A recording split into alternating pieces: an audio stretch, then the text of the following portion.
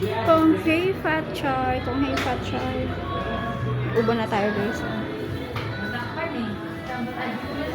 Yan, naka-order na tayo. Repeat purchase siya ng mga team leaders. Yun, mga order nila. Pero ako lang yung nag-order. Ganun talaga yung trabaho natin kasi kailangan natin silang tulungan na yung lalo na yung may mga sakit, yung may mga karamdaman. At saka yung mga nagme-maintenance. So ako bumili rin ako ng capsule para sa amin kasi wala na talaga kaming mainom. So yun na yung capsule yung inom namin. 4 kami doon.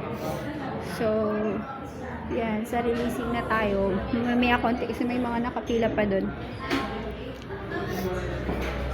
So, sa mga hindi pa nagpo-purchase, pwede po kayo mag-PM para po pwedeng on next month, meron na po kayo ulit.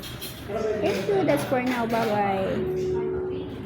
At gusto ko rin siyempre umuwi ng maaga. Kakarating ko lang, pero hopefully makauwi ako ng maaga kasi si Amaya pa. I-deliver pa natin yan dun sa may-ari. Sasaulin natin yung barley nila kasi hiniram lang natin yun. So, ayun.